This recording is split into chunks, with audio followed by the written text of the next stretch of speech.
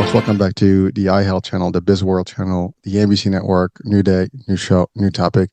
And today we are going to touch on a little bit of tech, a little bit of business development, a little bit on AI, a little bit on dating. I mean, I don't know. We got to touch on a lot of stuff here because my guest is an innovator. I have to really admire this particular person and give him all the credits, because as someone who had himself put in a vision and you work towards your vision, I can always appreciate someone that is building, different things that will serve different purposes for people around the world and help them achieve certain things in life.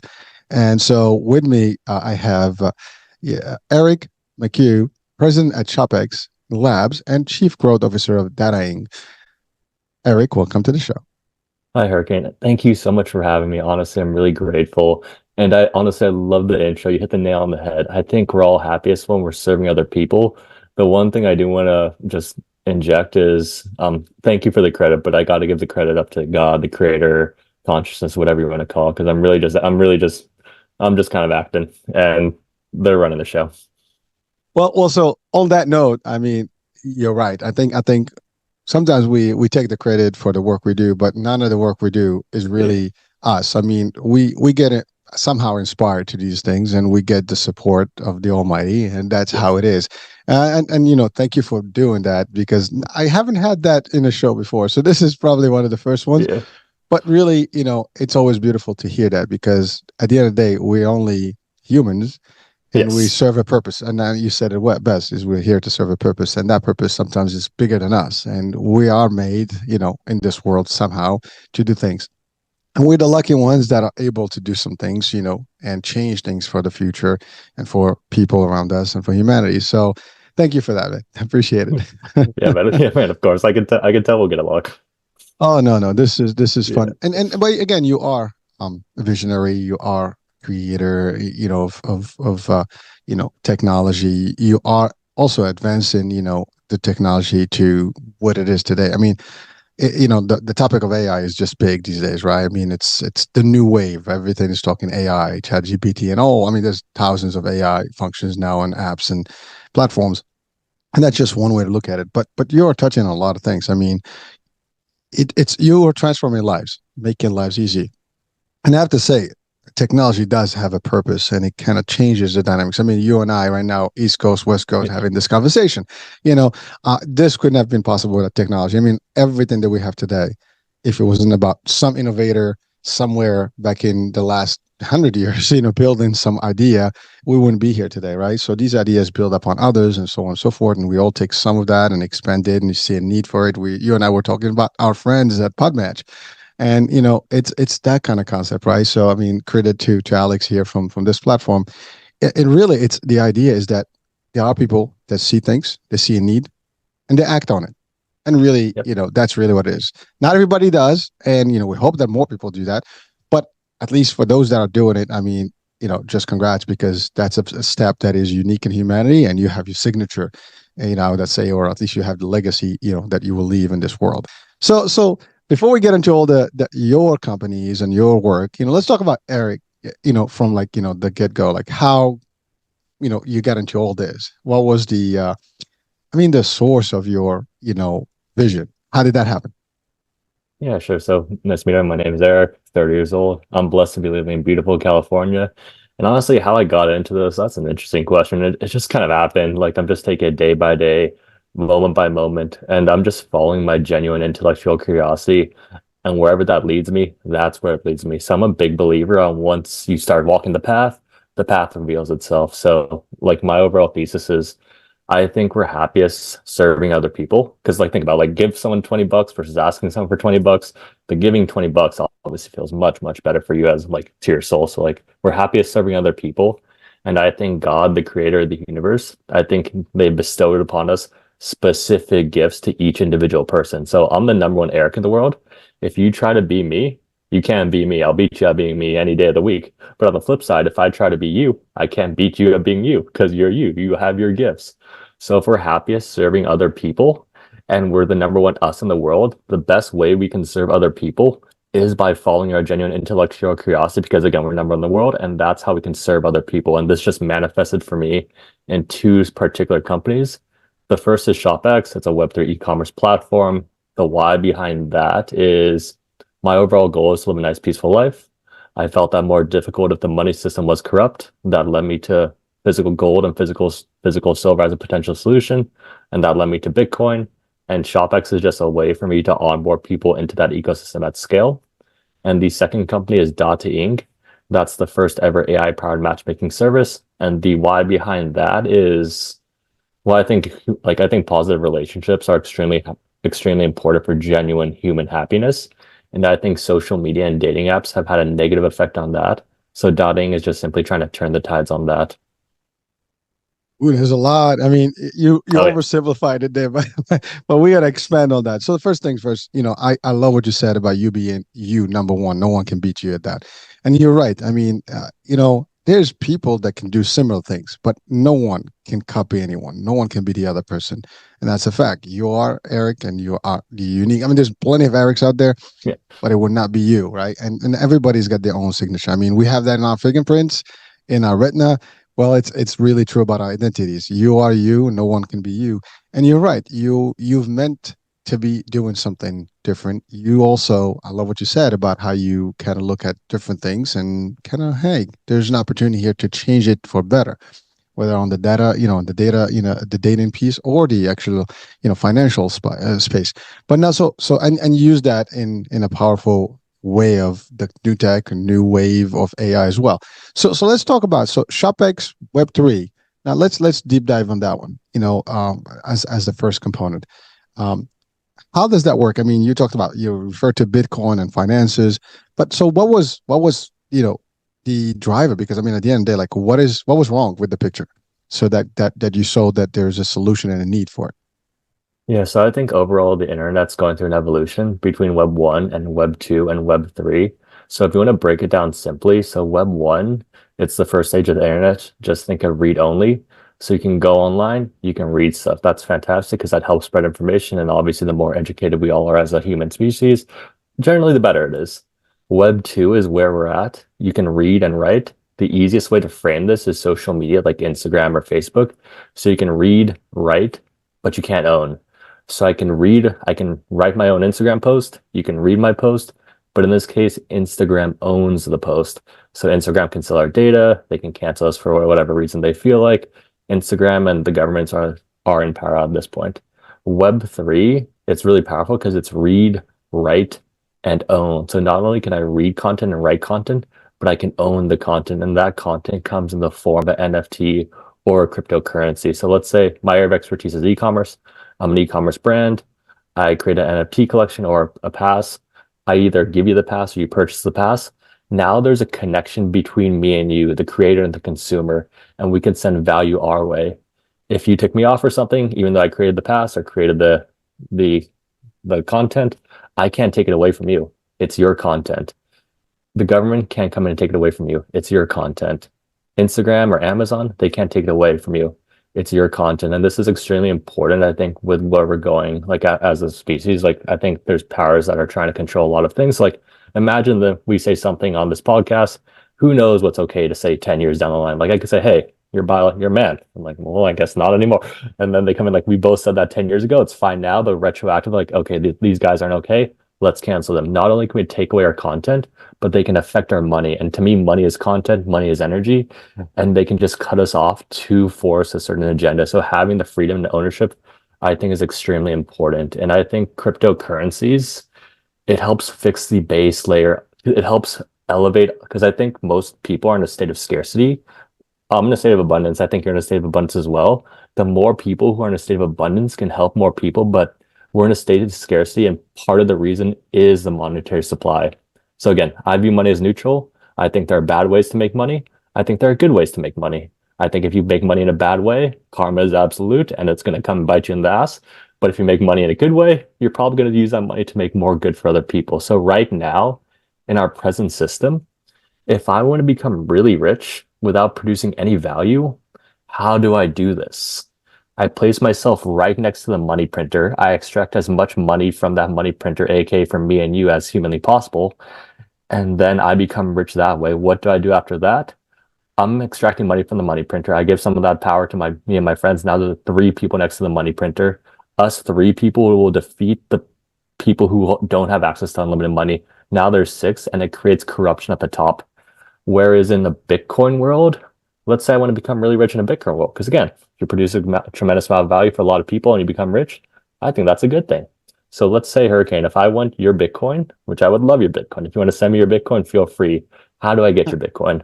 Mm. I have to produce something of value for you, and then you give me your Bitcoin. So if I'm trying to get as much Bitcoin as humanly possible, I have to produce a lot of value for a lot of people to gain other people's Bitcoin. So if that's the base incentive structure for humans in this, like, not, I'm not thinking about this generation, because like, yes, it's great that people do that, but like, imagine if that's just baked into the core of like 2, 3, 4 generations down the line, where everyone's not trying to scheme on like, how can I extract value from the system? How can I take their money? Everyone's goal is like, how do I generate value for everyone else, increasing the size of the pie for a lot of people? And I think that's a system that cryptocurrency enables. And if you want to link it back to AI helps leverage that. So let's say hypothetically, I'm Filipino. Let's say 50 years ago, I'm a Filipino. I'm the sons of the Philippines. It just is what it is. That's gonna be my life. But now with cryptocurrency and AI is a tool for people to leverage their creativity. So let's say I have an idea as a poor kid in the Philippines. Like 50 years ago, I'd have to hire a graphic designer, have to hire like a website, have to bring on a lot of people. It's just time and capital I don't have. But now with AI, I can leverage my own creativity to manifest a company faster. So now I can use AI to write the code for the website. Great. That saves me a lot of money in development costs. I can use AI to write copy. I can use AI to write graphics. I can use AI to help me run my business and create that business into a real thing. And that business can start to serve other people at a quicker rate, thus bringing me out from scarcity to abundance. And if the business doesn't work, at least I had the ability to try. At least I had like a fair shot at trying. And who knows, I may have learned a lesson, and the next business venture may work. Woo. Yeah. Sorry, I just got Sorry, I'm kind of monologue for a bit. No, that's perfect. That's a lot of good stuff there. I mean, so first things first, I have to say again, you got quite a few firsts on the show today, and that's a great thing. You the first person that actually broke down the web, into those three phases, which most of us will probably be not even clear what that was. So thank you for clarifying what Web 1, 2, and 3 are. And really, it is a progression, right? And I love what you said. You're basically the next standardized version of like where we need to be, where we have better controls. And by the way, you said something very powerful, and it's very real, and I just experienced it a couple of weeks ago. And you're right. If you say something wrong, there are controls in place, and some of these platforms will take you down. And we experienced it 2 weeks ago, where they took our YouTube channel down because we have a backup one, but obviously all the work and all the subscribers now they have to revamp and go to the new one. But the fact is, because we have our podcast feed into it, because they created that podcast way where you can actually link to your RSS, and in our podcast we don't cut corners. I mean, people, we have different podcasters and different shows, and basically they are basically what they are. And in YouTube, you have guidelines like you have in Facebook and some other social media. And so if some of those, I guess, messages are not welcome, they get to be, the ones to decide whether they keep them or not. I get it. It's their platform. So they did that. So you're right. If you have no way of being independent, that's a problem. You are relying on these platforms. And if they shut you down, you basically are, not heard anywhere. So you'd have to have your own way and platform. That's when we were just talking before the show about how the network is and where we want it to be, where you have YouTube and you have the NBC network. You don't have to go to YouTube. You go to NBC network and watch it, and listen to it no matter what. YouTube is just another farm for us where we can, kind of farm out our content. But, so what we're doing now, we're curating, what goes on YouTube. So just to make sure we don't get that same problem. But I think you just resolved that problem for the world, because now people can do something different about it and have the controls and keep it. Now, how to do that? Obviously, that's the tech part that your expertise. Now, I still don't understand it personally, because I mean, there's more to that. Obviously, you have the expertise. But now you also talked about like the Bitcoin. Now, is that Bitcoin only, or is that just all cryptocurrency? And you also talked about NFTs. Now, for those people that may not be familiar with either one, would you just care to kind of expand on those? The Bitcoin, cryptocurrency. I mean, we all know Bitcoin. I mean, it's this new currency model that's been created for. I mean, it's been a minute now. It was up and it was down. It's going up again, and there's a lot of debate, about it and how sometimes there's always the powers that be that maybe it's a competitive power and against Yeah. the common systems.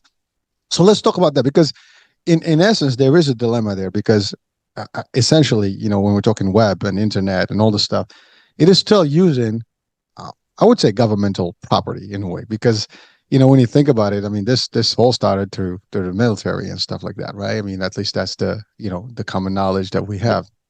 And so we're using whether it's satellite, whether the networks, all the stuff, it's still based on some platforms that are beyond us. Now, I guess only the most of us as consumers are not really knowing like how it all works in the back end. I mean, there's a lot of stuff going on where we just use the Googles, we use these things, we use that, but where is it sitting? I mean, what's the cloud? Where's the cloud really? I mean, is it a server at Google or is it like somewhere beyond that?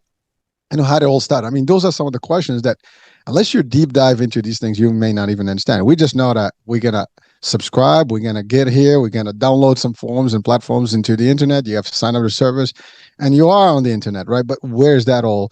And again, this is actually the question. Like, if you have anything on this, if they shut it down, as a matter of fact, God forbid we have an EMP in the world by the solar flare, we're done.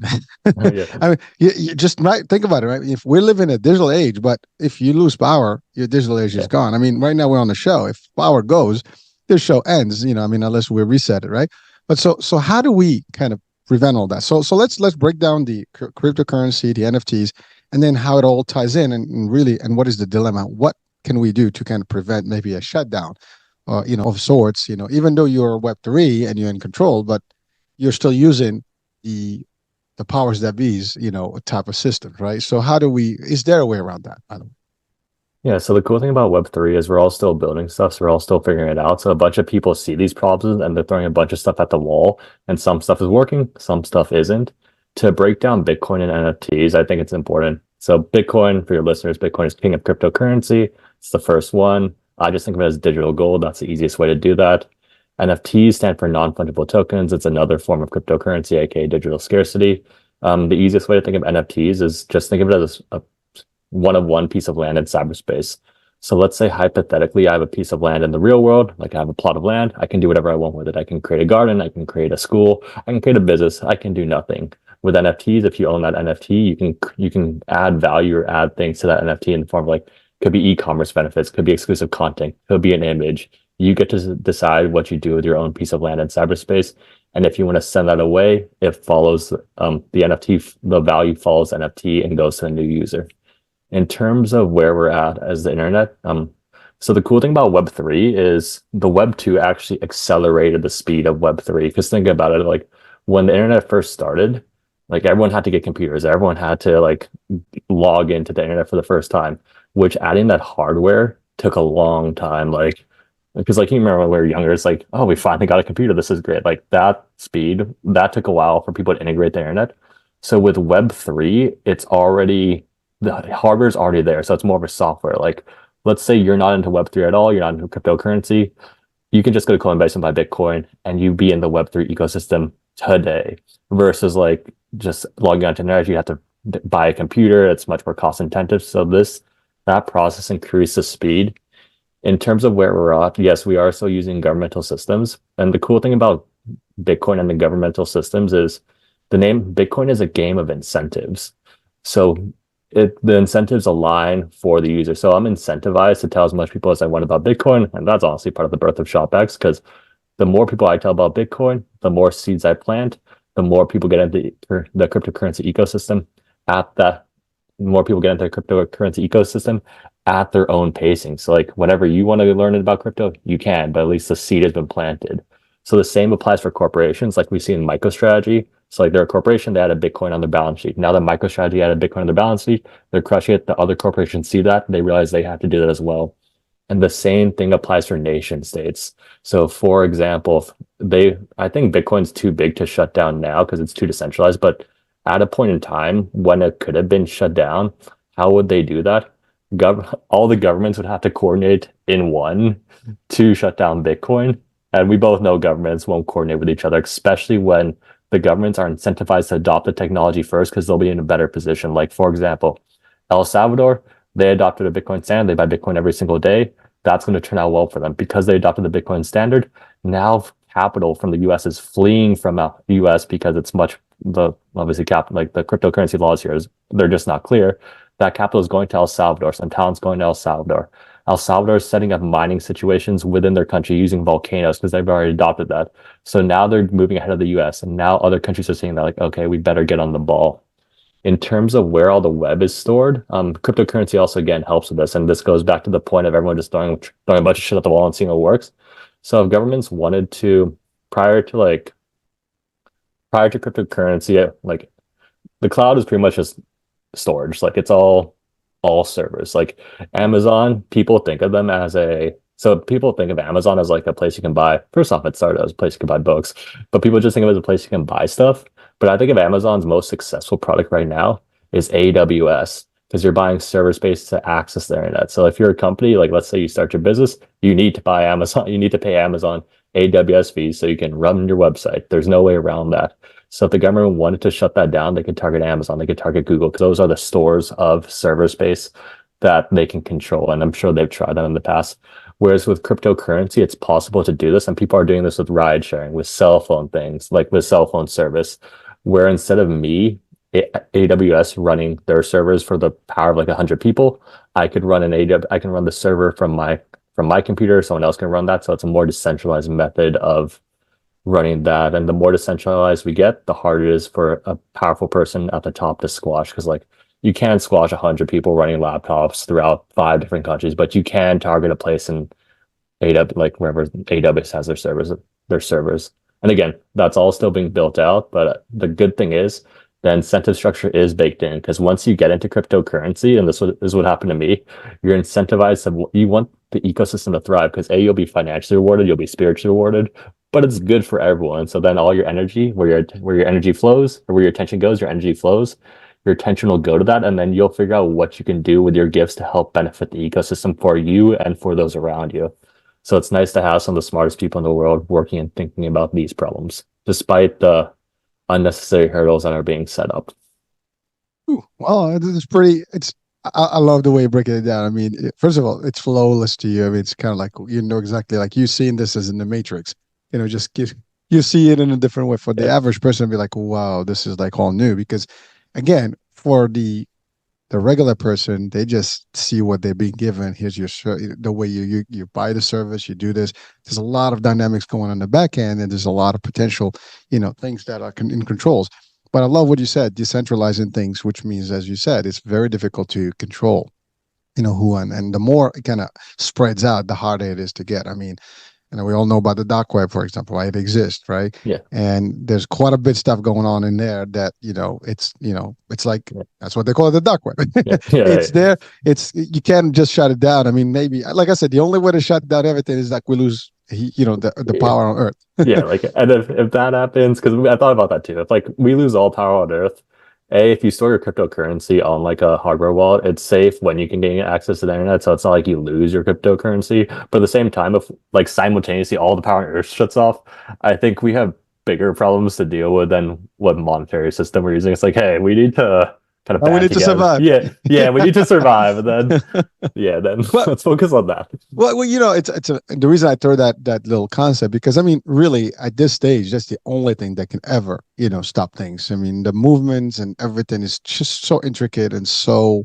I mean, there's so many moving parts right now all over, and there's so many people involved in this, both independent governments. And you said there's always the race, who is going to have better control than the other. And so you're right. I think human nature will just keep pushing towards where this is becoming the new thing versus the opposite, right?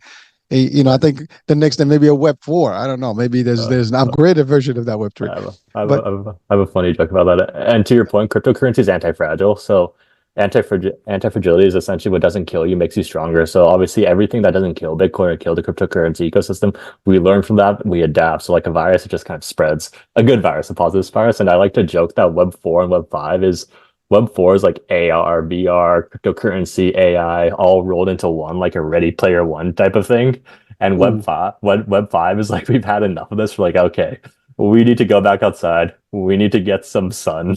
We need to interact with actual people again. So that's what I think Web 5 is, because everything always circles back. It's a Well, spiral. but I see again, that's the vision that you have, is that you're already 10 steps ahead, if not 1,000 steps ahead of like what's the next move. Like, and I think like if you're into programming now, I'm not a programmer, but I've studied enough of it, in college back in the days, at least to understand the basics. But it's like you got to look at all options and all different scenarios, different conditions, and all the different potential outlooks, and basically you look at every one and you fix for them, and you're looking at that, ahead of the game, like what will be the next phase, what will be the worst piece, how do we prevent this from happening and the other from happening. You already got it figured out. Like I said, the only thing that would ever stop it is a global shutdown, and that will be a different problem that we will have in humanity. Yeah. But you're right, and there was actually a point a couple of years back, I think, where the Bitcoin was a little bit struggling, and went down in value and all the stuff. But again, some people are skeptical about, like, putting all their money into it, and I mean, it's pretty. I think what was the highest, like in the 70,000 mark for a Bitcoin? Was that what the highest point? Yeah, so it reached around 70K, but the thing I would say to the value thing is it is volatile, but that's gonna happen with a new currency or a new financial system. It's volatile. And the volatility is actually part of its benefit because the volatility brings in attention. So most people, including myself, you join the cryptocurrency space for the gains. Like, oh, free money. Of course, I want free money. Who doesn't want free money? You join, it shoots up, it shoots down, but now's your attention. The spikes, they draw you in because you're like, why is it going up? And then you start searching the ethos behind it, like, oh, okay, this is why it is. So you come for the gains and you join and then you stay for the ethos. So like the volatility is baked in, and eventually, obviously, the more capital, the more liquidity it has, the less volatile it'll get. And the thing I would say against that is, yes, it's volatile, but it's volatile upwards. Like it started at zero, like over 10 years ago, but now it's at 70K. So it's volatile, but it's going volatile upwards.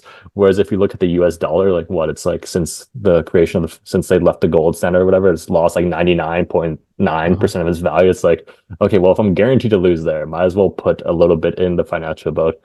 And again, like people are skeptical, as they should be. The key thing about cryptocurrency is its ownership. It's like it's your ownership. Like if I lose my cryptocurrency, I can't call Chase to tell them to fix that.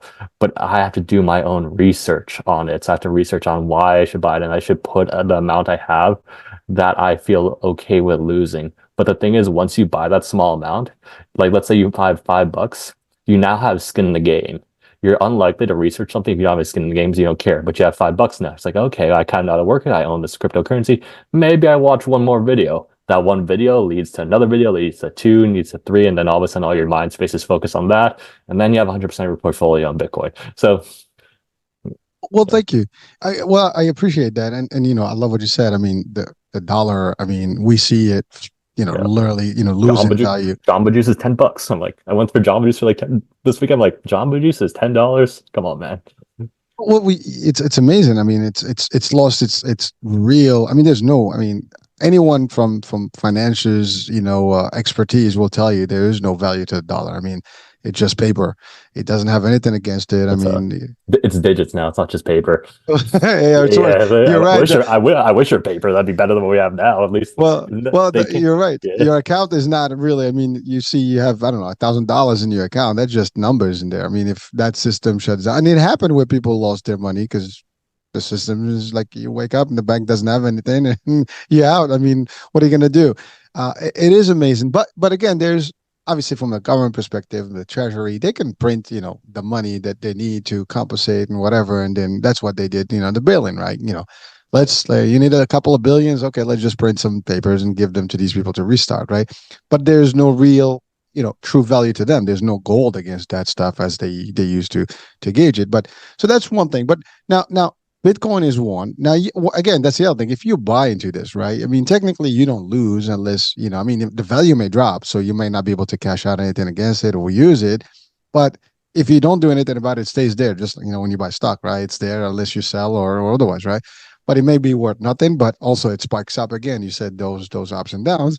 It goes up, your money is there, and it goes up again, your money is there, and multiplies. So the idea is you have to be a smart investor in these things. And, if you do, you just basically know, I mean, you're not going to put all your eggs in there, but eventually if you have enough, you can, growth from things, and have enough cash flow that can keep you going from the financial aspect of it. But you're right, it stabilizes in a way, and it's got the whole thing. Now, the one thing I always question is like, well, you can't use it everywhere. I know there's some places where you can use Bitcoin, for example, and to purchase things, and they have even these machine stuff. So that's one question. Now, what if they don't allow you to actually use any?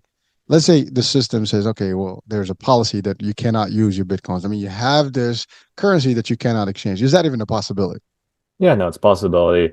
It's honestly a probability at some point, and that's where the incentive structure of the game theory ties in. So let's say hypothetically, the U.S. completely bans Bitcoin. First off, if they ban something, it makes more people get into like why are they banning that, looks into it, and they can never stop me from sending you Bitcoin and vice versa for goods and services. So from a peer-to-peer standpoint, it's going to work. But if the U.S. develops a policy like that, all the capital is going to fly. Other countries are going to see that, and they're going to fly, and then they're going to want that capital, so they'll make friendly policies for the cryptocurrency network. And in terms of Bitcoin, it's like, why would you want to spend? Like, I'd prefer to spend my fiat any day anyway. So, like, if I can spend fiat, I'd rather spend fiat than Bitcoin cryptocurrency. Interesting. Well, I love what you said. I mean, technically, you could trade with other people and against goods and services, right? And you don't have to need a particular machine or any system to actually cash out against. And I love what you said. Like, again, it's a competitive world. There's always a country or a place that will feel like, hey, I'm going to capitalize on this and basically monopolize this. So again, I think that game is not going to end. It's just going to be, so it really incentivizes, the way it sounds, that it incentivizes the governments to just get with the program and make it, somehow. But they, again, you mentioned controls earlier. So you do expect some controls and some, measures where they can have a say in how things operate in the financial system, right? So it's pretty interesting as I guess, an irony, right? You have one piece here that is almost like on its own, but you got to put some controls on it, and it's a little hard to do it because there's so many other people that are not centralized doing this. That's the other thing. And plus, it's not just Bitcoin. I mean, there's a lot of cryptocurrency out there. I mean, you can buy it from pennies or from thousands of dollars, right? I mean, Ethereum and all these things out there are existing. I mean, you go to Coinbase. I mean, there's a whole list of things that you can monitor, from small, currencies to large currencies. So and every day I think there's new ones. You can even create your own crypto, if I'm not mistaken, right? Which we did. Yeah. There you go. Yeah. So, but no, on that point, I think it's really important for the governments to help like some influence on that, because like I know cryptocurrency libertarians, like they're like no government, but the reality is in cryptocurrency it's not as much anymore, but like even like 2-3 years ago, a lot of them are scams because they can't. So people are just producing scams because there's no regulatory clarity. They're like, oh, we can, and the good actors, they don't know what to do even though they're trying, like Coinbase, Robinhood. You also like the Wells notices that they're issuing, like they're like we're trying to meet with you, but you're not helping in any way. And I think that's a push from the top to prevent cryptocurrency. But cryptocurrency is such a powerful movement. We both know politicians are self-serving. They really only care about them. So it's going to become a politician that adopts cryptocurrency, such a powerful and positive movement of the youth. They're going to win. They're going to get votes. And who knows? Imagine if a politician wants to make money, they buy some cryptocurrency, that incentive game structure then affects them. So we have politicians. We have like congressmen like Loomis and Tom Emmer who own Bitcoin, who own cryptocurrency. They see the value, they're pushing it, and they're gaining popularity. Other politicians are seeing that. Like, for example, whatever side of the aisle you land on between Trump and Joe Biden. Joe Biden is taking a hardcore anti-crypto stance.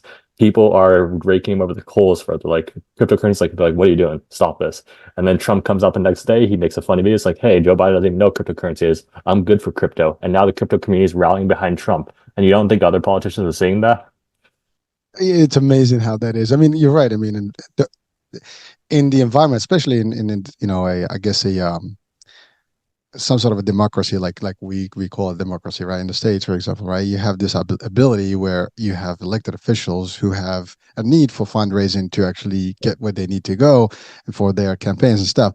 I mean, these things can be funded a lot of different ways. We have obviously lobby and things, but you can have a good lobby, and I'm not sure how strong lobby of cryptocurrency, but imagine, that, as you said, that's a perfect example. We have one president, or candidate who is completely ignorant to this fact or anti this whole, wave. And then you have one that is so business oriented that he is always into the money making and what's the next move. And it changes dynamics. And you're right. So that kind of moves. And by the way, this is not just in the States. Any other government, is about the same concept where they see the value and it makes you rich, and why not? And then it gives you more popularity and things like that. So and that's the thing. Politicians, you get, again, Yeah, remember, I agree. our politicians are getting older in age too. Yeah, So you're gonna have, a new wave of, maybe Gen X, Gen Z that are coming up, into the ranks, and millennials, whatever. All these things are going to change in time because the mentality is different. The way they see things are different. They're going to be more hip to the program. I mean, think about it, right? It takes generations to actually get acclimated, and we know that. I mean, technology is not adopted quickly by the older generation. I'm not judging. I mean, there are people that are savvy at all just ages, fact. but yeah, but you're right. It's just harder to catch on. I mean, unless you are maintaining, you get a gap. I Yeah, mean, that's like a fact. That's a fact. If, like, again, this show definitely is bringing a lot of value to just educating people about what these things are, and that's why I'm asking these questions, because I think there's a need to educate people more about, like, what, I mean. We're going to touch on NFTs, and I love your quick definition of NFTs, just your property on cyberspace. I mean, you can, I mean, there's a joke. You can buy Mars property or property on the moon, right? Well, his name, cyberspace is just another, place where you have, a lot of, space, and you can buy stuff and you can create things and they will be yours. And whatever it is, you can deal with it. It's just a different world that it's a virtual world that you can exist in, and you can do things in it. And it's amazing how, again, you got to see it. Now, a lot of people may not see that because they feel the tangible. They want the tangible stuff. Like, I know what a property is, a land piece. I just don't know what an NFT piece, like, what is that and how is that going to, contribute to my work? I can build a house, and live in it or rent it and collect stuff. But, how does that work in the NFT world? So we'll touch on that quickly, and you can expand, because I think ShopX does a lot of that stuff, if I'm not mistaken. But so you'll guide us through that. But really, just the idea of us discussing this, just to bring it closer to people, like, because I think you're clarifying it as easy as it gets, and even for me, like, I'm not too, close to it, but, I'm aware of it. I understand it a little bit, and just help me even, like, at this point, just to clarify a little bit more about how this whole thing works. And, these are all the questions that I would, think about, like, how is it safe? Because if someone is willing to invest right now and get into the world, that's the first thing they're going to ask. Like, well, how safe is it? Is it going to be the stuff? Is my money going to be there? What happens? What are my risks? And these are the questions that anyone, if you want to do anything, you ask these questions, like all the bad ones, so you can clear all those objections. And now you're like, okay, I'm clear. I can do this. It makes a difference, right? So thank you for breaking that out. Now let's dive into the NFT world. I mean, similarly, that's another new world that is good, and people make money on these NFTs. You can create your own, and it's a sellable piece, and whatever that is, as you said, it could be an image, it could be, a service, it could be anything, right? So let's expand a little bit that, and then let's tie that into ShopX, if you don't mind. Yeah, sure. So I think you brought up a good point. Like, the older generation is slower to get things. Like, my cousin, who's at the time he was in middle school, he plays video games. He understands cryptocurrency much better than my dad. It's just like, it just makes sense to him. And the funny story is, the creator of Ethereum, Vitalik, he actually started the protocol because of the World of Warcraft character got nerfed. So, like, he had his upgrades, and then they updated the patch, and then the upgrades got worse. Like, what is this? The person created Ethereum. In terms of NFT, at its core, it's just a connection between a creator and a consumer. So whatever the form the creator and the consumer takes, it depends. Like, it could be e-commerce, it could be a musician, it could be an artist, it could be a professional athlete. So let's say, hypothetically, I'm a musician. It's my first show. I launched my first show. Either the ticket is an NFT, or I give you an NFT or whatever, you buy the NFT. Now there's a connection between me and you, and whatever value we want to trade between each other, we totally can. So it's my first show, you support, I'm like, thank you, I'm very grateful. 20 years down the line, I'm the main stage at Coachella. I'm like, okay, these are my OGs. They were there for me from day one. Let me airdrop them benefits. Here's some backstage passes. Here's a bunch of stuff. And from the e-commerce brand perspective, you can add e-commerce benefits to that. So you can have an NFT. It's like a loyalty pass that people own. So it's like a timeshare versus just a regular share. So if you feel like you have ownership in the company, that increases customer loyalty like sixfold. It increases your conversion rate. So as an e-commerce brand, you're trying to sell stuff. If you get people to buy into your NFT program, they feel ownership, you can have conversion rates of to 80%. And the cool thing is, let's say you're an e-commerce brand. I had launched an NFT, you now own it. There's that connection between me and you. You can like vote on products, you can early access products, you get discounts, you get in real life events, you get all of that. But let's say hypothetically, 10 years down the line, and the next Nike and the next Lululemon, your NFT, because you own that, there's a secondary market. You can sell it for a profit if you so choose. And if I want, I can program royalties too. So if you're tired of the benefits, you can sell it. I can get royalties. Everyone wins. But if my brand shoots up, so does the value of your NFT. So it's a way to share the value rather than normally be the corporate shareholders. It's now the community who helps share in the value. So it's a win-win, I think. So it's an added value to your commerce and to your business, basically. So you're Correct. creating value to whatever that you're promoting or providing as a service or product. Am I getting Yes. that? Yeah. So it's again how because it's just an additional stream of Web3 value. Like the core benefits are increased conversion rates, increase word of mouth marketing, increase customer loyalty, and you get to also like increase conversion rates and like increase return customer rates. So in e-commerce, the name of the game isn't acquiring the customer because you'll spend more often than not, brands will spend more money to get that first customer than they make on the first purchase. So how do you get them coming back? You want them coming back to your store 2 to 3, 4 times. And that's where the ownership comes in. If I own a piece of Chipotle, I'm not really going to McDonald's. Or if I own a piece of McDonald's, I'm not really going to Chipotle because I own that. So they keep coming back. Yeah. And So in terms of instead of giving a share, you give them something different. An NFT, would be basically a token to get in, right? Or yeah, to be. Yeah, that's exactly right. And however the brand wants to use it, it's up to them. So they get to decide their benefits. And we have 3 different use cases I like to break down. The first is the enterprise versus the midsize versus the smaller brand. Our enterprise is Fox Studios. We work their new show Capopolis. They launched an NFT collection prior to the release of the show. If you own a crab chicken, you get merchandise, you get to vote on stuff on the show. Your crab chicken may show up, you get exclusive content.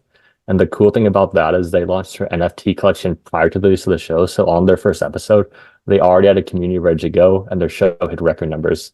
The mid-sized brand will use the Mag Park. They sell hypewear hats, and their issue was checkout bots would come in, like because like a hypewear brand, so like within less than a second, a bot will come and buy all the inventory, flip on the secondary market.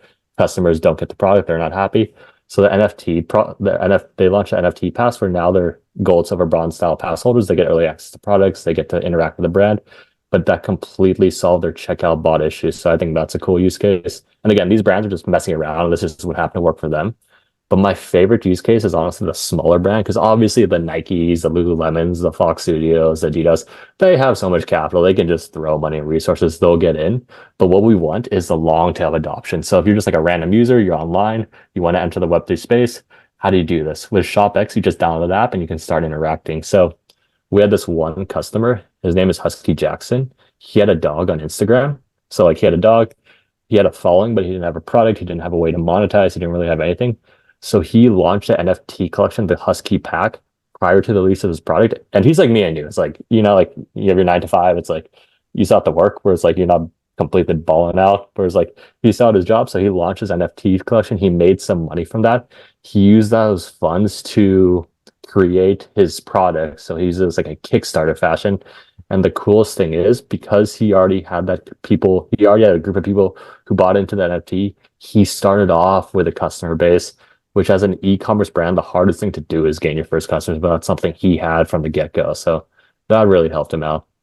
Basically, all those are converted, customers ready to roll when you have your Ready, next.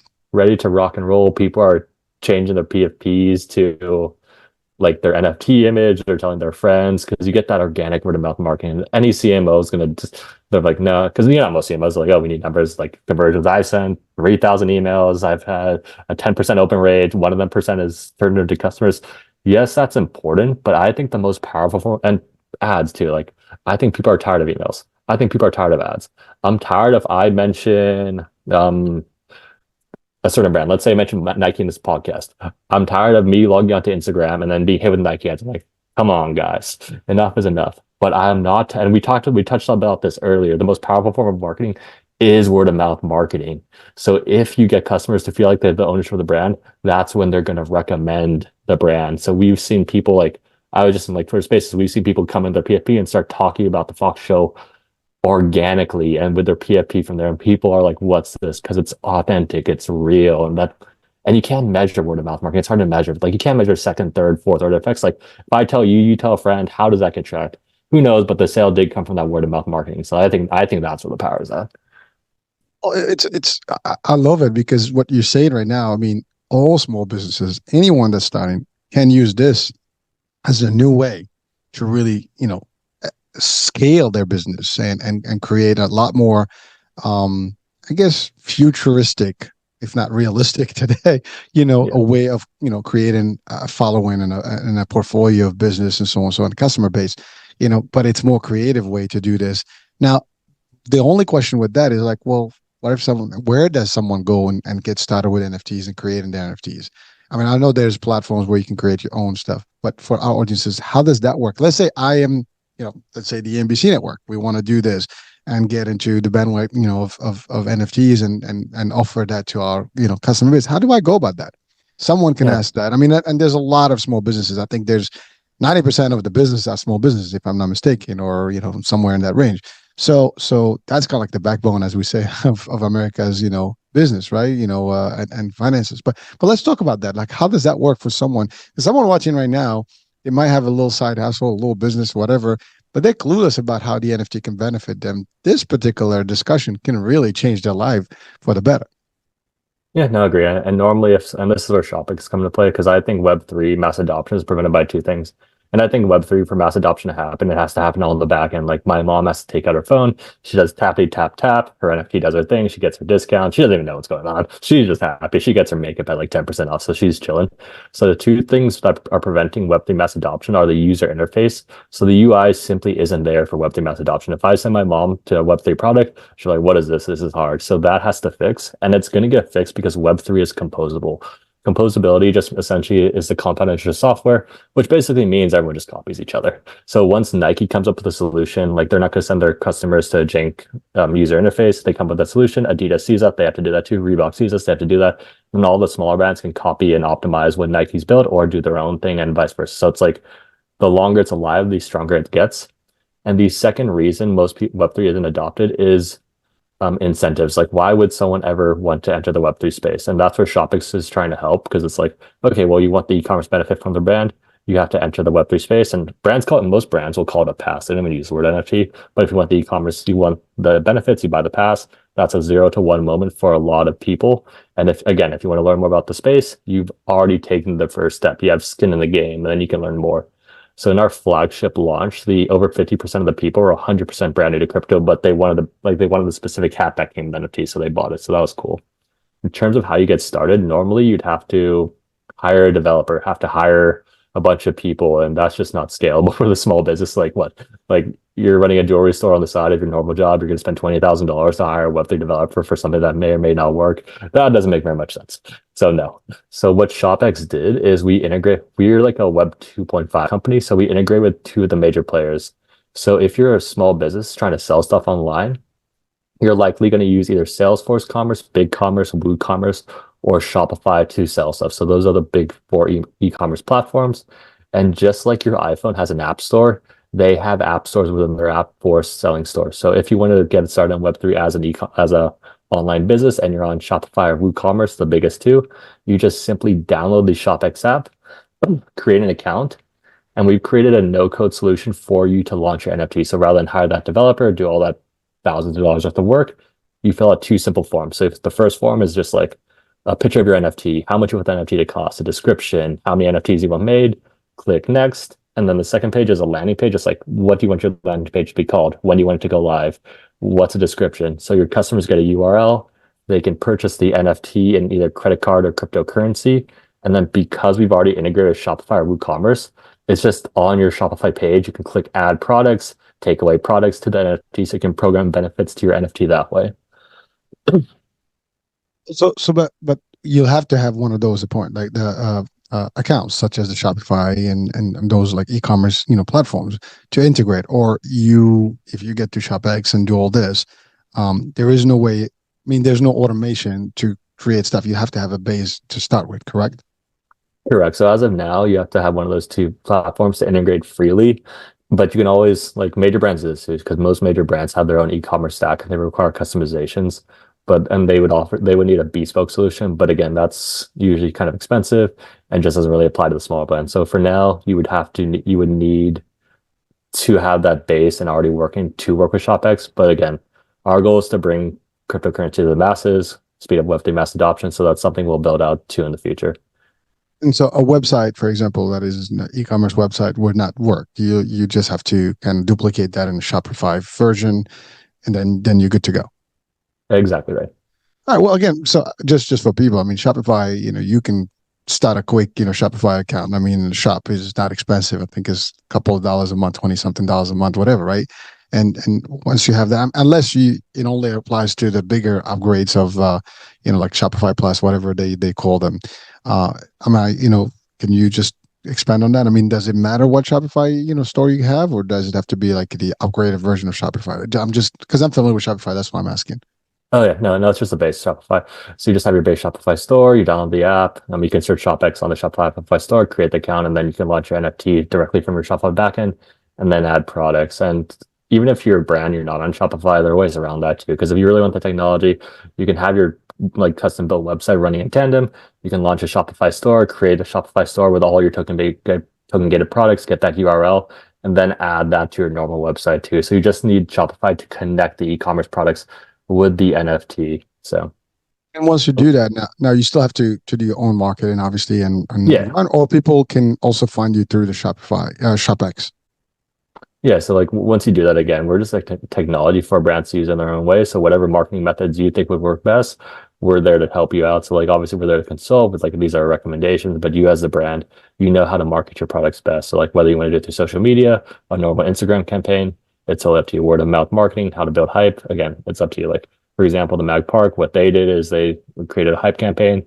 They started doing social media posts like months before, create a Discord channel, funnel people into Discord. And then when the Discord channel was getting kind of full, that's when they started promoting their NFT passes, use that to gather leads. Like, it's like, oh, would you be interested in this? So as soon as they launched NFT passes, they had a group of people ready to buy. And because they had the leads already ready to go, they helped them with that education. So again, we're there to train the trainers. Like if a brand wants to use our products and services, we're there to help them. And again, like I think you mentioned something very cool. It's like, yes, cryptocurrency has tons of benefits, but there are also tons of risks. And I'll tell you one of the biggest risks that I personally fear of like cryptocurrency. If you lose your cryptocurrency, like if I send you my cryptocurrency, there's no way for me to get it back from you. So imagine like a Web2 brand like Magpark, over 50% of the users are brand new to crypto. That could be seen as a honeypot for like, if I were a hacker, like I would want to join the Discord and try to get people to send me their cryptocurrency. I think that'd be the easiest way to do it. Like it's easier for them to get it from them versus me. So it's not like our business responsibility to train them, but it's our moral responsibility to train them. So like we advise Aware. brands like, yeah, like we like, yo, you need to, here are the pitfalls. Here are some documents you can share with us, and they have ShopX branding, obviously. But if you want to white label it and rebrand it to that, we're here to help you. So like we encourage them to educate their community because of that ownership aspect. And if you have like $5 in cryptocurrency, and who cares if you lose that? But some like again, some of the NFTs are more expensive. Like sometimes they're like 750 or 1,000. So like I think education is really important, but that's where the skin in the game comes in because you have that. Just like, well, I have this. Maybe I should look into more. Maybe I should look into self custody. Maybe I should do all this stuff. Well, so just a quick note. Now, most people think Shopify is products, primarily, right? So you have to have a physical product or something. But it seems that this is also for services. I mean, you talked about like, a TV network type of thing. So there's different ways to actually participate and be in ShopX, right? Or does it have to be really product oriented specifically?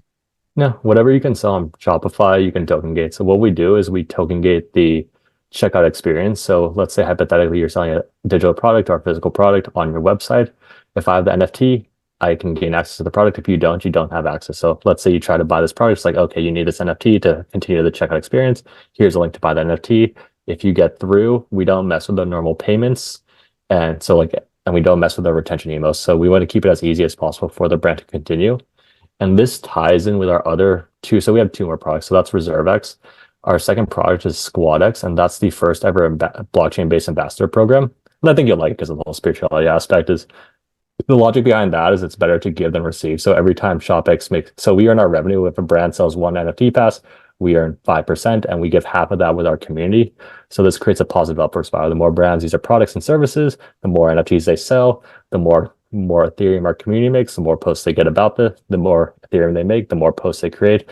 And this creates an upward swell for brands. Like they'll like comment on brands' pages.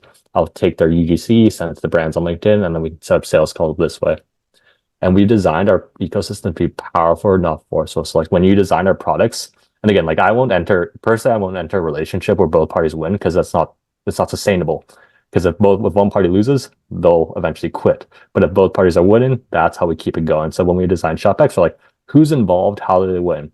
E-commerce brand, they get revenue, they get customer loyalty, they get a ton of stuff. So they win.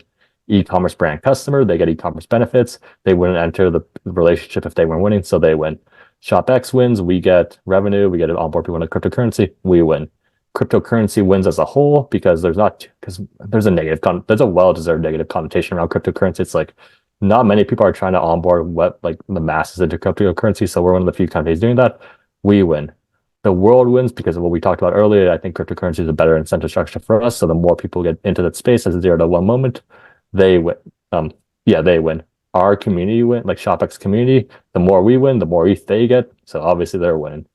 And generationally, if the more people we get into cryptocurrency, the more people are into value creation versus value extraction, like generations down the line win as well. So it's like we just want everyone to win. That it sounds like a win-win for all, and that's really. I mean, again, when you hear anything about a business or a proposition or anything, if that's the first thing, like, well, what's the up and down, right? I mean, everybody wants to be on the up, no one wants to be on the down. But understanding that it's a win-win, it's always a positive thing, so it creates a better opportunity and better attraction for people. Now, you talked about selling NFTs. Now, that could be anywhere where NFTs are sold, or there is also a way to do this through ShopX directly. Yeah. So so how you would launch NFT as a brand, you would get a simple URL page. So after, like, let's say I'm an e-commerce brand, I launch my NFT collection, I would get a URL. However I want to sell that, and however I want to get that URL out there, I can. So I can send it out, I can put in emails, I can post on social media. The customer hits that URL, like, okay, I want this NFT. I see that NFT picture, I see how many they are, I see the price, I see the e-commerce benefits clearly stated. Okay, I want the e-commerce benefit that comes with this NFT. What do? Then if I have cryptocurrency, I'm in the Web3 world, I can purchase an Ethereum, which is great. But we've also integrated with Crossmint, and Crossmint empowers customers to purchase the NFT with credit card. What's happening on the back end is the customer is technically purchasing Ethereum and paying for the gas with their credit card. The brand is then getting paid that Ethereum, but all the customer sees is a credit card sequence, and they get their NFTs.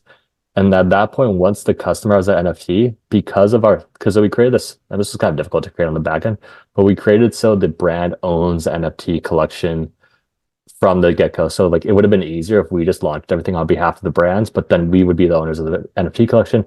So that won't work for the brand. But since the brand owns the collection, they can work with already secondary markets where NFTs are sold, and that's where they can program in their royalties. So once the customer has the NFT, they can sell it, they can keep it, they can pass it on, they can do what they will. And on the brand side, they can program in royalties as well. I'm gonna do this. I'm gonna take my hat off to you guys. I mean, because you took the current world of e-commerce and all the stuff, and you integrated not only the NFT world and the Bitcoin and all in one, and then you made it so easy to be attractive to market, to build, to create customer base, and to create an opportunity, and really a win-win for all. I mean, that's a pretty cool concept. I mean, I don't know how it went, but I guess you were there thinking about, like you said, got that inspiration. The divine stuff was there, and you were able to. It's a spiritual download.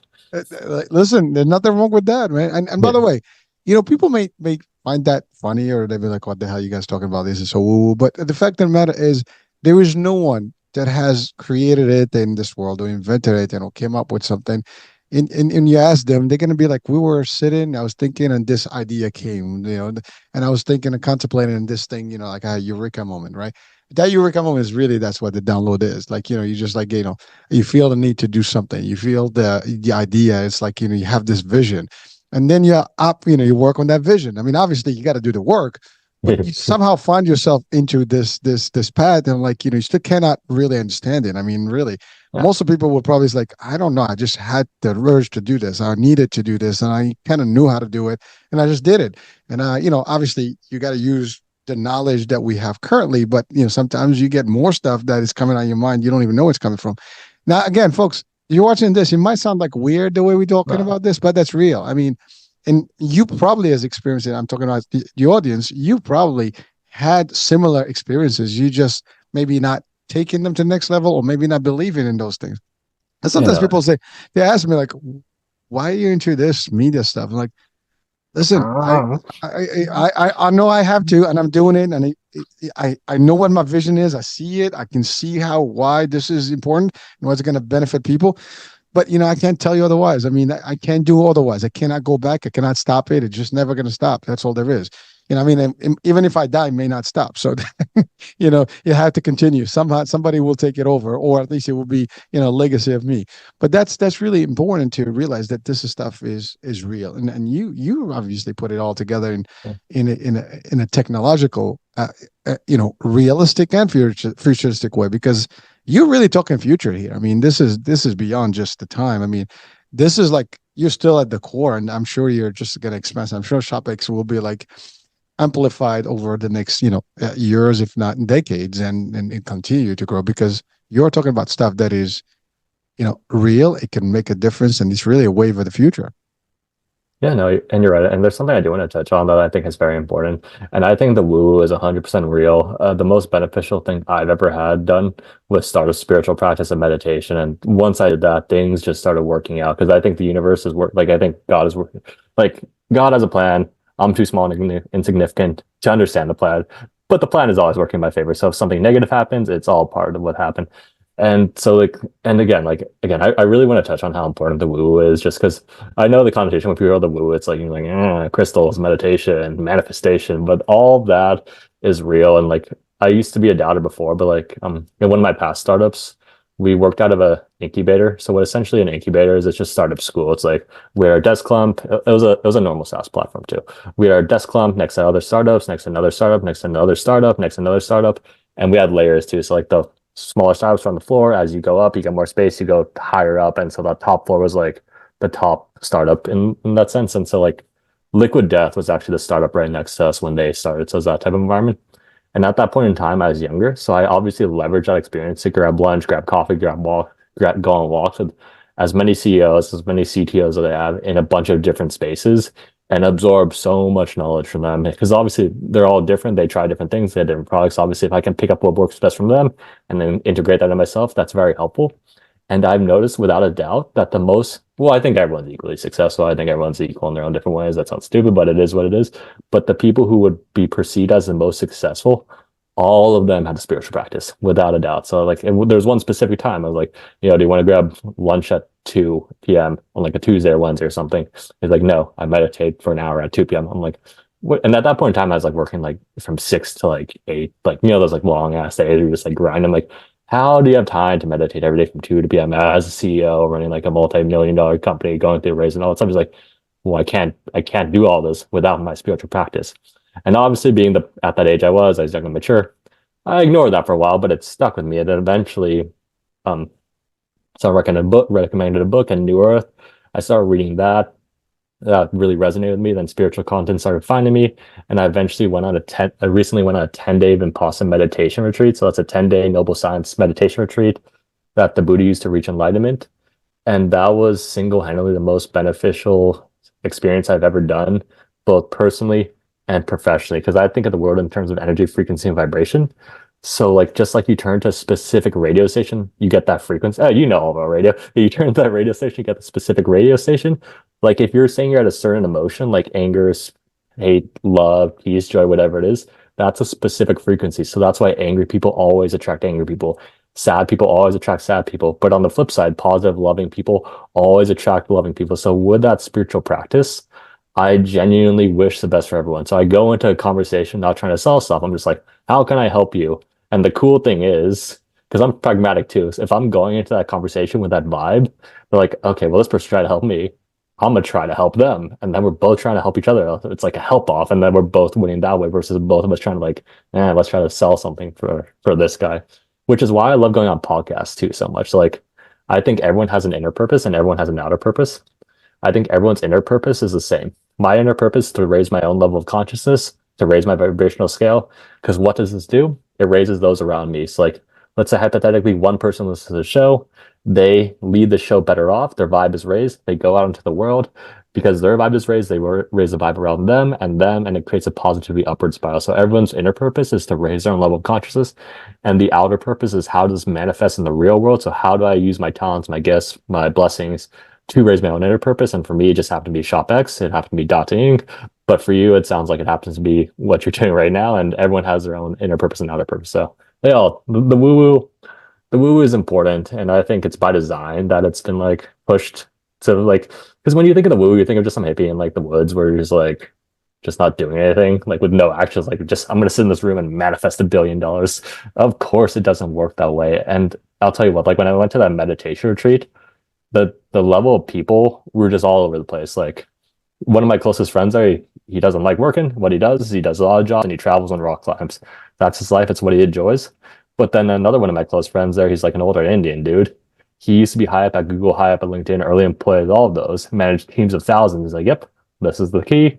The rock climbers like, this is the key. A couple of startup founders like the woo woo is where it's at. And it's one of those things, if you don't believe me, like try it for yourself. Like meditation, I think is the most like, yes, physical fitness is helpful. It's like obviously I train Muay Thai, I go to the gym every day, I run, I love nature. Oh, But nice. like, yeah, it's What? Go ahead. good. Yeah, but meditation has been the most beneficial thing I've ever started. So I start off my morning every day. I meditate at 4:20 because I find it funny. Then I start my workday, go to the gym, and then because of two companies, my schedule's like bouncing around like calendar calls for different shit. It is what it is. And then I use Muay Thai as my closing thing because it keeps me online during the day. So like if I eat poorly, I'm most likely going to get hit, which is annoying. But the important thing about that is it forces me to be present. Because if I bring my work drama or whatever into Muay Thai, first off, I get hit more, which is annoying. Because if you're thinking about something else when you're sparring, you just get hit and you're just like, that's unpleasant. But I also can't hold the mitts properly for someone because I'm thinking about them. You screw up that way. So it forces you into the present moment. That's all. It's all part of the routine. Well, thank you for sharing that. Yeah, the woo is real. The matrix is Oh, real. oh yeah, the Matrix is. But you know, you can learn to hack it too, though. oh yeah, it Yeah, is. It is powerful, man. I believe in it. And by the way, for people that watch it, I mean, I know you talked, refer to Buddhism and stuff, but in all denominations, meditation yeah, is part of that. And so, whatever you believe is, whether you call it prayer or supplication or just meditation or just concentration, it is still the same. But in a form of shape, it does guide you and it gives you the ability to actually get into that inner energy. You know, if you've probably seen this before, think about those portable satellite dishes that you can just walk in the military and you just put them in any location in the world and kind of be able to connect, with another, communication. Well, same thing. I always refer to us as like, you got to open your satellite dish. And we have this dish that, yeah, that picks up the frequencies and you tune into the right frequency. And if you can get to that real frequency, you're going to get, your outcomes and whatever the energy that you seek. And you're right. You talked about one person can take the vibe from here and take it. It is a powerful law, which is that it takes 1 degree, one element, 1% at a time. And we are a multiplication of one. I mean, humans, we're billions, but it just starts with one. I mean, a domino effect starts with one. So you think about it, that's really what it is. We give one person a little bit of a nugget right now that they can take, and then they will take it to another place. And then the referral business goes in. And whether on the business side, the spiritual side, doesn't matter. It's all the same. And you'll manifest different things. And you're right, this stuff doesn't work if you just like sit here in the zone and you're like, the world's going to just happen. Nothing happens that way. You got to take action. You got to do the necessary steps and you got to walk the walk. Right. But at the same time, you got to understand these things all tie in. I mean, there are energies, there are, all these forces are real. And yes, the divine is real and all. I mean, yeah, and by the way, even for those people that don't believe in anything, they still believe that there's energy. And so there is still that connection. And so at the end of the day, we're all kind of tied into this world equally. We just have to tap into the right stuff. And that's all there is. And if we do, everything else materializes and manifests. And you're right. Some people just absorb bad energy and that's all they see because their dish is tuned into the wrong side. You can just tweak it. If you turn it to the other side, you get a better, it's like, you can be in the air or you can be in the heat. You choose what area you want to go in and you can get there. And in the business world, the same. And I love what you said. Different people are driven by different concepts and, they find their way.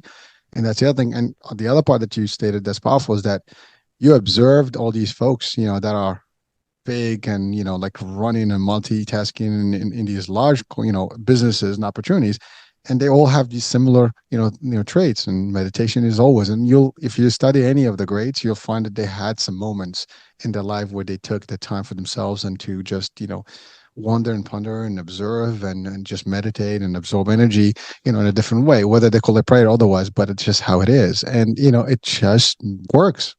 Yeah. It's a fact. It just does. Like, Yeah. yeah. Well, so now, Eric, we've covered a lot on the Web3, a lot of the ShopX, but now data. So when I asked you first, you said that the matching world was not there, and it was kind of gave it a little bit of a different approach. But now you figured out a better way to do this through your AI concept. And so, is it AI, by the way? Are we talking AI? Correct? Yeah, AI matchmaking. Okay, so let's talk about that. How did that work, and how does it work, and was it for, who is it for, and why is it different from the normal apps and things like that have been for the last 2 decades? Yeah, sure. So I'm happy to go into all of it. And as you know, everything is related. So how the dotting concept came about is I was on a crypto podcast tour like a couple years ago, because obviously drumming up attention for ShopX and crypto community is good. I went on this one called the Crypto Economy. It's run by this dude named Mark. After the podcast, we kept in touch, became friends, which honestly I think we will too. But we kept in touch, and all of a sudden, this random dotting, like this thing, this AI looking thing, started following me on Twitter, which my Twitter's banned too. So like I feel you with just random bans for like no reason. I think it's competitor reporting me, where it's like, because obviously like in crypto you need Twitter, so I think that's what happened. But we're like, what is this thing? We hopped on a phone call. It turns out to be dotting. I found it funny. I found it helpful, so we started building that. What dotting is, it's the first ever AI powered matchmaking service. So we auto generate profiles for you based on your digital footprint and create matches for users based on their digital footprint. So you connect your so for example, I get 3 matches a day: Ashley, Kimberly, Jane. It's like, okay, Jane seems cool. Tell me more about Jane. Well, she connected her Facebook. She's the oldest, or she's the youngest, you're the oldest. Our pattern recognition software says this worked well. She connected her LinkedIn. Oh, you both went to Ford University, said the same thing. She connected her Instagram. We both go to a lot of national parks. Oh, she connected her Spotify. Oh, did you know you both follow this one artist? They have a concert coming up. Would you like me to suggest a day with Jane? She gets the suggestion because I connected my social media. She sees my profile. She sees I'm like a real person. She sees I'm genuine. If she wants to go for the date, she sees mutual friends, so she's comfortable. Let's say we go on that date, we fall in love, we get married. Then it can act as a relationship butler. So like, okay, you guys haven't been on a date in 3 months. The place you had your second date is having a half off sale of ice cream. We suggest this date. Oh, her birthday's coming up. You don't want to miss this. She just added this to her Pinterest board. We suggest you get the gift. And how this is different from like, let's use Tinder as an example, but it applies to all the dating apps. Because so first off, in the dating app marketplace, it's pretty much a monopoly run by Match.com. So if you reach 1 million users as a dating app, Match will usually generally come in and buy you. So like if it's in a monopoly, the disruption is not unlikely. So the 3 main problems with dating apps right now is the first is the top 5% of users get access to everyone on the apps, creating like a very skewed marketplace. So like if the top 5 users are getting everyone on the apps, that means the bottom 95 aren't getting any, which is unfortunate. The second issue is it's all physical based. So like dating apps are essentially swipe right, swipe left if you think they're hot or not. That's not the best way to build authentic connection. This feeds into the issue of the top 5 getting all the users on the app. And the third and most interesting is I think it's the incentive structure behind the dating apps. So if you think about it logically, let's say Tinder hypothetically matches a happy couple, they fall in love, they get married. What happens? They then leave the dating app. What does this mean for Tinder? They lose a paying customer. Tinder is working with Goldman Sachs. Goldman Sachs is not like losing money. Goldman Sachs would sell their mother for $5. So this creates an incentive structure of churn marketing. So how do they keep people on? They have to download the app, download the app, delete the app, download the app, delete the app, download the app, delete the app. So that's why that generally happens, because that's an incentive structure baked into the dating apps. Where what separates dotting is we're a free app, and we're going to bake in our revenue structure of if you book a date through our service, if dotting is able to suggest a good date, you like the date, you book it, and you pay for it through dating, we get a commission. So our incentive structure is to get people on as many dates as possible, because if you like the dates we're suggesting, it's good ones, they'll continue to use this, we'll continue to get paid, which is fantastic. And another cool thing is the churn marketing structure doesn't apply to AI, because AI is really pattern recognition at scale. So the longer you're on our app, the better it gets at matching you. So like if I'm on the app, I say no, no, no, no, no, no to a bunch of people. It gives me a different type of person. I say yes, it tweaks itself, it learns, and then it starts sending me more people like that. So that works with me on the app and as well as cross-platform. So the more users who are on the app doing that, it'll learn from everyone as a collective and then help generate matches that way. So the longer you're on the app, the better chance you have of matching.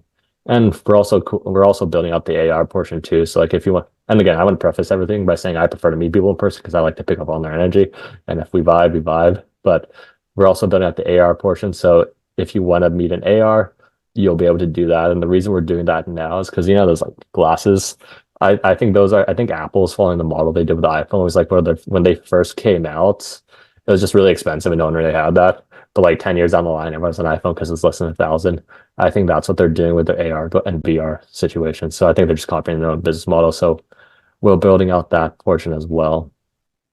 Ooh. And long term, it can be a community building app too. So like dating is just easy because like it's like okay, I can just run ads against Tinder, people sign up, but it can be like find me 5 people in my local area into meditation, into spirituality, into the woo who would like this taco place. Find me 5 dudes. We start to hang out, and we're building out like this is I think going to be our viral feature. It's going to be the tap feature, so you can tap we could tap our phones, and if we're both on dating, it can create a match for us and show us what we have in common. So like imagine I was just talking to like someone at like advisor at like a UC school. Like imagine your freshman students, they all take out their phone. You've instead of meeting your roommate for the first time and it's all awkward and shit, you just take out your phone, tap, it scans your picture. It's like, oh, you guys have this in common. We suggest this place. You guys can do this, and then you can build friends that way. Well, it's thank you for breaking that out. I mean, when you first started explaining, I mean, one thing that came in mind, like this is beyond just dating. I mean, this could be Yeah. business matching too. I mean, businesses can connect, based on their similar stuff. I mean, they're not competitive. They can help each other.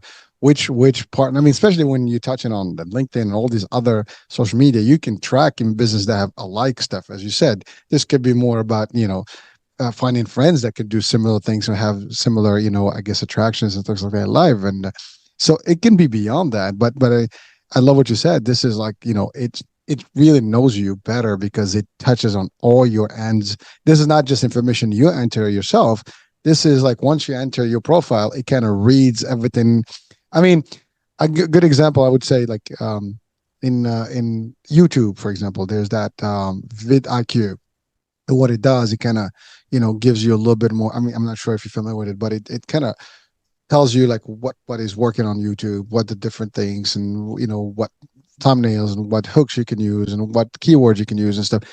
Based on your profile, it kind of reads basically through YouTube database and gives you all the stuff. But this is beyond that. I mean, it's every single platform out there pretty much is being used and utilized to actually create your portfolio and build your, I guess, persona. And then now it matches to the closest potential person. And you're right. If there's anything that changes or if it doesn't work, it also looks at those trends and then gives you the better choices as it it's alive, basically. It reads and updates, real time to find you the better and better options that you have to match with and as partners.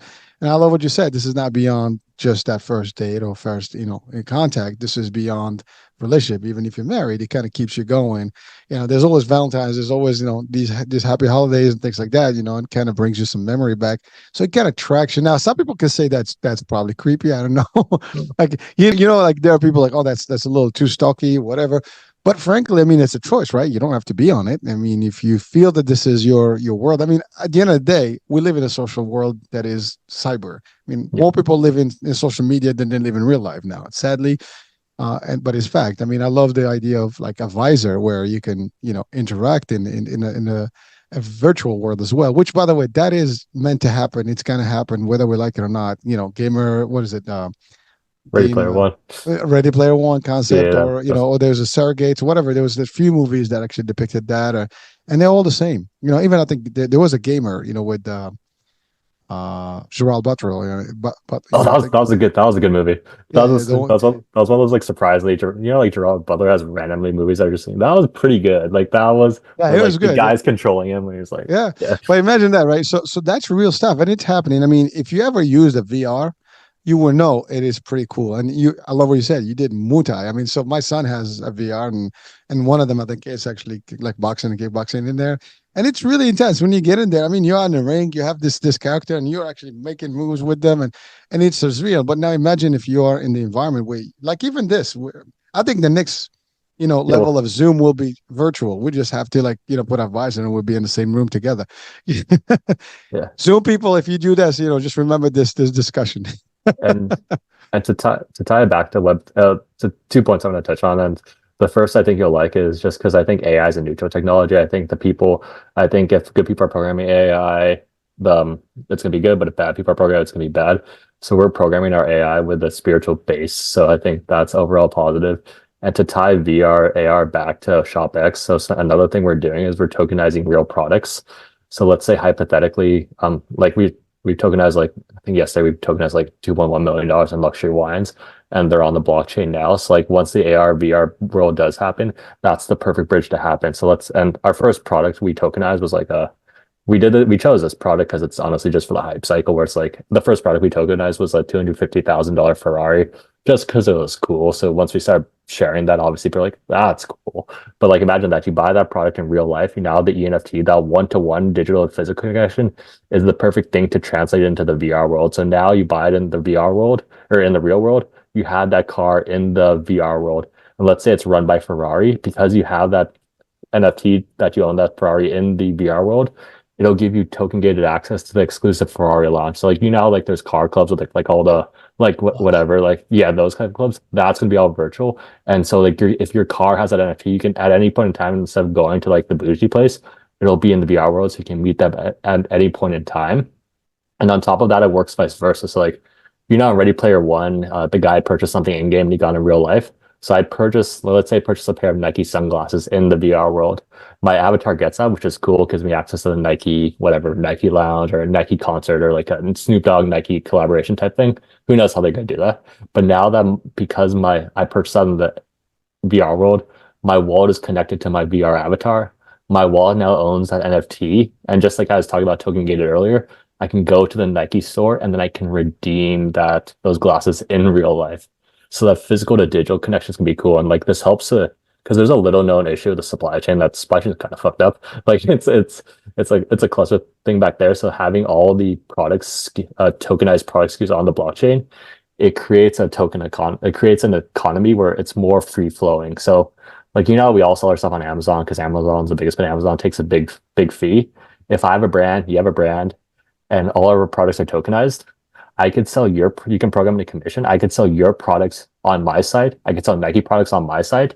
If one of my customers hits my site, they can buy your product. You get the sale. I get a commission. Customer gets the product. Everyone's happy. So to create some more of a sharing economy where everyone can sell everyone else's product. And on top of that, like let's say Nike tokenizes their products, they can track the data. So they can be like, okay, Eric bought this product, he sold it to this guy, and then he sold it to this guy, and they can track all that data and they can program in royalties to themselves.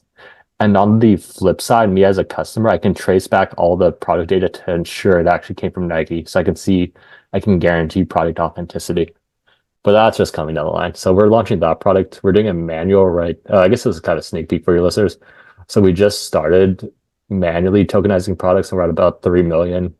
We're going to launch Mchugh. So it's going to be like a hub for luxury products at first in summer. So if you want like a Ferrari or luxury wines or like a Birkin bag or something, you want a tokenized version, that's where you can get it. So it'll be like a global access place for products. And the more brands we bring on, the more products that come in, the more powerful the system gets. So it's like, Nike or in the Matrix, since I'm sure you saw the movie, Neo summoned all the guns.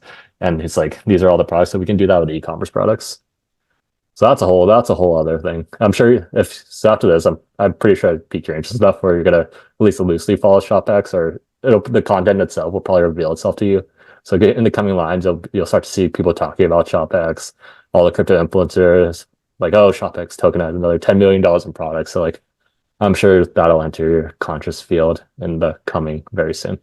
Well, I have to say, I'm so impressed with how you are you're making a full 360 between the digital world, the two different concepts, and kind of merging everything. And it's really in and out from the real world to the NFT world to the virtual world. It's all happening at once, and you are integrating both digital and real. And you already understand this stuff. By the way, listening to you, I already kind of put the circle and I can see it. Now, yeah. I have to say, this show is not something that you want to watch and hear once. You want to at least listen to it a couple of times because there's a lot of, I would say, high tech, kind of concepts, but really they're not. Once you kind of break it down and listen to it, you see the connections and you'll get it. And I think once you visually click onto ShopX and, dataing and stuff and understand the concept and, maybe do a little bit more research about the NFTs and how it all ties in with the Bitcoins, with the NFTs, with the virtual, purchases, with the e-commerce, with, how all the transactions work in real and stuff, and also how to connect, with people. I think it becomes very clear and lucid. And if you enter this world of virtual and you can see it happening in real, you will kind of like, wow, this is pretty cool. This is the future. Now, this is not going to be a substitution for the real world, but it is a world on its own that you can actually interact with. And there's an audience for this, and there's an audience that is pretty, into it. And I think the next generation will probably be living a little bit more, and so on and so forth. Eventually, there's a point maybe that everybody will be more comfortable in that one. Now, I'm not a big fan of that because I like my martial arts as you, and there's nothing that feels better than being in a real, ring or dojo with someone. But there is a little bit of a instead of watching TV, you can be in this virtual and you can do virtual exchanges and stuff and meet people. Also, it will bring distances closer. I mean, you don't have to fly to a different country now where you can interact with everybody in this particular world. Now, again, it's not a substitute for the real interactions, folks. So just be clear. You just have to know that there are two worlds that you can be in. One is and it is lucrative. But I mean, it's probably more lucrative than actually in the real world. You can do more in this than actually you could probably do on the regular world because there is different triggers and opportunities that you can, tap into that can be financially monetizing and also, lucrative here. So there's a lot more of that. Well, I mean, we've covered a lot of stuff. I think we've exceeded an hour, but really, it's pretty cool stuff. Your tech, your design, your vision is, I think, big. And I have to say, I'm intrigued. I was happy to have this discussion, and my eyes get open, bigger and bigger as you're talking because I can see all the different things, and you already see in the next stage and next level and next level. You're probably a year ahead already in your mind as to what the next piece. This is what ties into our earlier discussion. When you start building something, you can see it like 10 years from now, where the average person even listening to the show will probably get lost in the next month or so because they're not going to see that same vision that you are. And that's actually usually the case when you know what you're expecting, what you want, and you can see like that next big thing. And most people may not be at your own pace, but eventually they get there. And then at a certain point in life, like, oh, that's how it all went. I mean, I always go back to old Disney. How he had that vision of Disney World, right? And people made fun of him, and he was rejected many times to get investors and stuff. But he was told that he lacked imagination. Yet look at where he is today, right? I mean, he is dead, but obviously he left a legacy, and his imagination lives on, through generations, and created a wealth and of technology, knowledge, and worlds in happiness. Many of that stuff is real. So again, folks, it just you have to be realistic as to what is out there. Sometimes we don't know what's all there. I mean, Eric, you have this powerful tools and spaces that are really unique. And I don't think there's a lot. You're in a space that is still kind of less competitive. I'd say there's some competition, but not as bad as some other things. But you're really moving some way to your direction, and the people that will be savvier, the people that will be more tech savvy, I would say, or futuristic in their mindset, and they're open to different approaches to life. I think they'll be they're the ideal audiences, and I think the younger generation will easily get into that. Now, again, folks, this is not discriminating against generations because I'm a Jay-Z. I'm in Generation X. So I'm an X guy, and I'm all down for this stuff, and I love it. But it's up to you. You got to get in. You got to do your due diligence. You have to be buy into the concepts, and it's not difficult.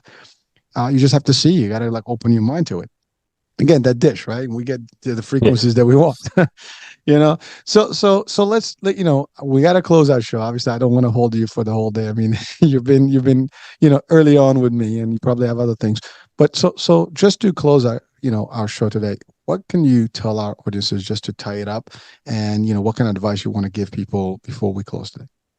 Yeah, so first off, I want to thank everyone for listening. I truly do appreciate your time. My goal is to be as helpful as possible. So to the host and to you, the listener, if there's anything I can do to help you, feel free to reach out anytime. And I want to close off with shouting out the woo woo. The woo woo is real. So look into that, start a meditation practice. And so with the Walt Disney example, and I think it applies to ShopX now, I'm thinking about right now. So what's happening is we set, because I believe in the quantum too. I think there's an infinite number of possibilities, and you said two, whichever reality we're experiencing right now is one we're paying attention to. So what ShopX and I think what Walt Disney did is we're setting like we know what's going to happen in the future. We set a strong enough intention of like this is going to happen, and then we're present in the moment, like moment by moment, day by day, what's happening, slowly working towards that goal. And this is important to be present because just like chess, just like Muay Thai, if you're unpresent, that's when you kind of fuck up. That's when you get hit. So if you're present, there's always the best move you can make. Like in chess, you could have fucked up the last move, but you're on this move now. So there's you may be kind of screwed, but there's a best move you can make at this very moment, and then there's a best move you can make at this next moment, and then eventually, it hopefully, leads to your victory. In terms of advice, my one thing is, I think whether you know it, everyone is a conscious creator, whether you know it or not. So when you're creating something, just don't harm anyone or don't take anything away from anyone, and you should be good because I think we both agree that karma is 100% a thing. Karma is Yeah, real. yeah. Woo is real. Karma is real. So it is facts of life. But thank you so much. Because I love what you said about that vision. Like it's a future, but you got to be in the moment. Yeah, I mean, it's one thing to see what that looks like, and you can see it, but you also have to be real about today and one step at a time towards that common goal, or that fixed goal that you have. The best analogy you gave was the chess. I mean, chess players, they have 6 7 moves ahead. That's what they think, but they have to play the current move as they go, and sometimes they have to address the strategy as they do it. It's a strategic game, and that's all there is. So yeah, this been a real discussion. I mean, this is like a little bit of a different discussion, folks, but it's really powerful stuff. And we're talking tech, we're talking futuristic stuff, we're talking meditation, spiritual, quantum. We've tied in a lot of stuff, but when you actually listen to it at your own pace and maybe re-listen to it, you'll see that it all ties in. I think you visualize this through the content, and so the link of the ShopX will be on the description show. So click there so you can see this whole thing. I think once you start clicking and scrolling through the sites and in the app and stuff, you'll see exactly what this whole, works. And by the way, Eric, so Data Inc. is also linked there in that same, website, or that has its own link? ShopX and Data Inc. They're different companies with different websites. So I'll have both in the description. So this way you can, kind of go to this one. And these are apps available, on the, I guess Apple and Google and all the stuff they can download. People can download them. ShopX is live on WooCommerce and Shopify. Data Inc. We're going through the app approval process right now, which is taking longer than expected. So hopefully by the time you listen, it's available. But if not, it should be soon. All right, perfect. Well, so again, one is for the e-commerce piece that's already available. So again, for those of you who are out there in e-commerce, this is a tool that you probably want to have and add to your stuff. And even if like you're entertaining e-commerce, this is a cool thing to start. And it doesn't take a lot. You don't have to have an advanced Shopify. You have a basic one, and you can still have the tools to operate, as I understand it. And then the other one is, I know when it hits Google and and Apple apps, you'll be able to download them and get stuff. It is AI. It's probably going to revolutionize things, on how you meet your match and you meet your partner in life and or business in this, or in your social aspects of lives. But I think it's just taking it to the next level. So, again, my hat's off to you and your team and your partners. It's pretty powerful stuff that you've established here, and it is a true honor and a privilege to be part of this discussion, especially at this stage, because I mean, it's always beautiful to see like the vision and be part of that. And I know we're probably going to have a comeback, maybe a couple of years now, like as like, hey, this expanded to the next level. And, we'll be like, hey, let's reminisce on that first show and where we came from. Right. And it's an amazing stuff. And I know there's only, success coming up your way. So I want to thank you for being and for taking the time to share in your vision and your work and your opportunities as well as your platforms. And that's about it, folks. I hope you enjoyed today's show, our discussion, our content.